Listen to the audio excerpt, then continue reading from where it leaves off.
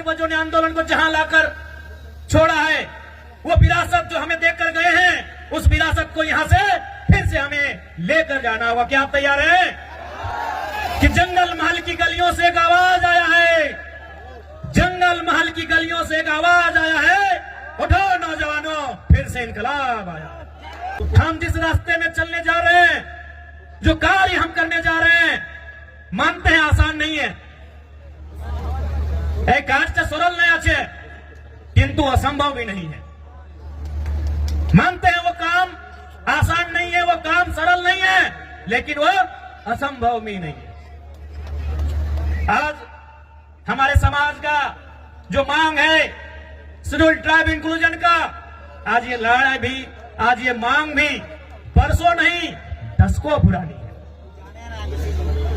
इसलिए एक बात हमेशा याद रखिए, आज चाहे सामाजिक आंदोलन हो या किसी प्रकार का आंदोलन हो, जो लोग अगुवाई कर रहे हैं, जो लोग लड़ रहे हैं, शायद वो कल नहीं होंगे, आज हम लोग भी कल नहीं होंगे, लेकिन आपका समाज, हमारा ये बृहद समाज जो हजारों लाखों साल पुरानी परंपरा और संस्कृति से परिपूर्ण है, वो समाज रहेगा।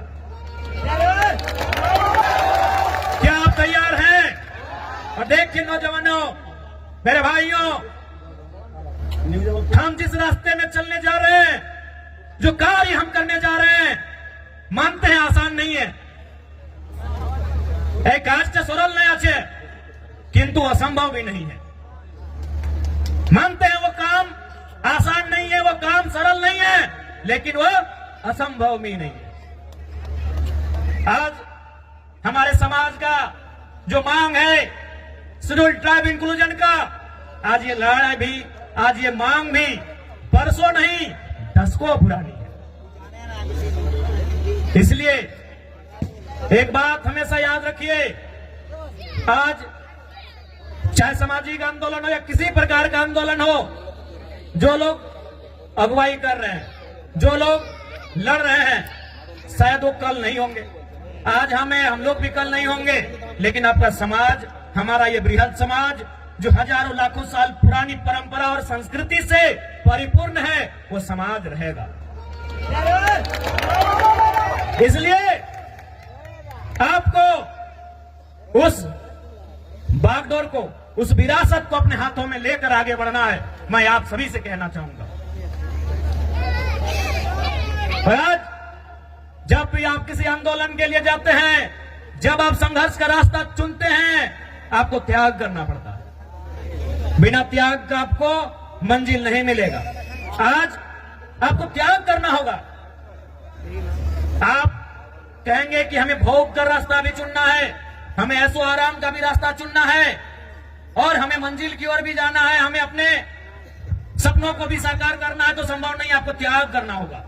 आज का समय त्याग का है, और जो नौजवान त्यागी बनकर इस रास्ते में आएंगे, तभी हमारा समाज उत्थान की ओर जाएगा। इसलिए इस पीढ़ी को तो त्यागी बनना होगा।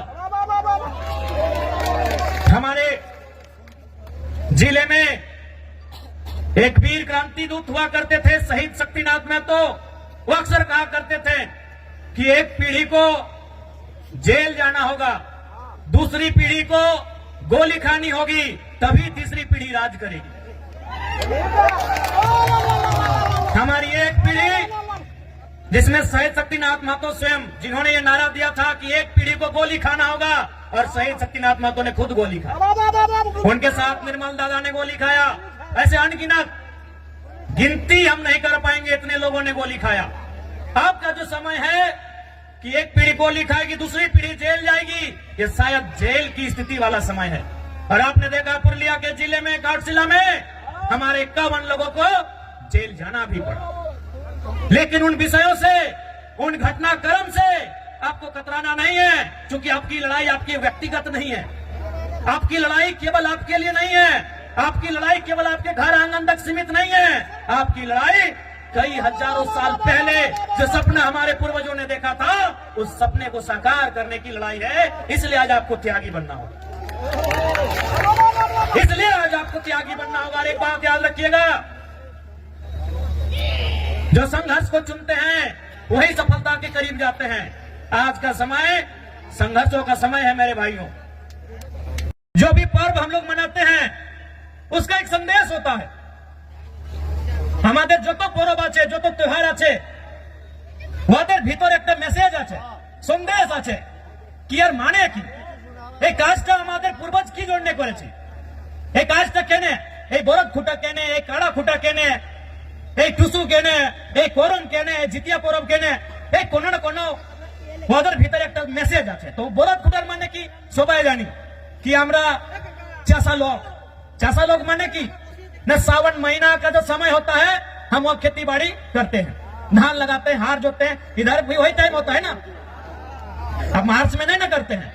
मैं दो चार खेत देखे थे हमारी तरफ, यानी हम सावन महीना जिसे हम लोग अंग्रेजी के कैलेंडर में जुलाई अगस्त के आसपास कहेंगे, यानी उस समय हम क्या करते हैं, हल चलाते हैं और खेत में धान लगाते हैं और मूल हमारा संबंध धान से। उसके बाद का जो समय होता है सितंबर आधा, अक्टूबर पूरा और थोड़ा सा नवंबर, यानी 1.5-2 महीना क्या होता है कि हमारा जो बरद है, काड़ा है, उसको रिलैक्स हो जाता है। तो भाई रिलैक्स हो जाता है तो उसको हम लोग क्या करते हैं, इस त्योहार में उसको पहले तेल लगाते हैं। हमरा की करी वाके तेल मखाए कहे ना, तेल किसको मखाया जाता है, लगाया जाता है, जो थका हरा होता है। आज के यदि हमारे घरे यदि बाड़ी कोनो पहुना आसे, कोनो कुटुंब आसे, तो हम उनको क्या करते हैं कि भाई थोड़ा तेल लगा देते हैं, भाई आप बहुत दूर थक के आए हैं। तो तेल किसको लगाया जाता है, जो थका होता है। तो हमारा जो बरद है, काड़ा है, ये सावन महीना में इसको जोतते जोतते नारते नारते ये थोड़ा थका है। अब इसको तेल लगा के बोल रहे भाई थोड़ा सा तुम अब तंदुरुस्त हो जाओ, तुम थोड़ा सा फिट फाट हो जाओ। कहे ना, फिर अब आ रहा है कार्तिक और अगन का महीना कि धान काटना है और फिर तुमको काड़ा गाड़ी में लोड करके घर पहुंचाना है। अब धान काटने के बाद फिर बरद गाड़ी में लोड करके घर भी पहुंचाना है और माड़ा भी रहना है, धान खिजाना भी है। तो इसीलिए इसको तेल लगाते हैं कि तुम अब या तुमको फिर से तैयार हो जाओ। यही हमें एटाई ना जिज्ञासा करছি कि भाई कोनो ना कोनो हमारे त्योहार, हमारे पर्व मैसेज আছে। तो मैसेज की ना, हम आपको तेल लगा दिया फिट फाड़ो, और अभी खूंटा भी कहे कि उसको गुस्सा दिला रहे हैं कि भाई तुम और गुस्सा हो जाओ, तुम ही रागे, तुम ही रिझे। कहे ना, इसी गुस्सा के साथ मेरा खेत से धान उठाना, हम लोग का खेत भाई सब ज्यादा खेत आसान नहीं है।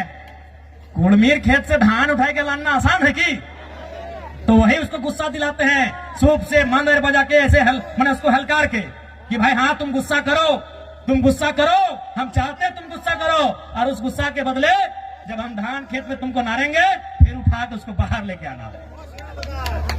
तो ये है हमारे बरद खुटा करने का हम पीछे हमारे पूर्वजों का मतलब कि भले तेल लगा के तुमको तरोताजा करेंगे, क्या कि सावन महीना के बाद तुम कुछ काम नहीं किया है, तुम आराम से घर में बैठा है और सावन महीना के बाद हरा हरा घास मिलता है और जितना बढ़िया बढ़िया खाना खाने पर थोड़ा आदमी आलसी हो जाता है, तुम लोग भी आलसी हो गया थोड़ा। तो इसीलिए अब फिर से आ गया है टाइम कार्तिक महीना का, अगहन महीना का। अब इन लोग को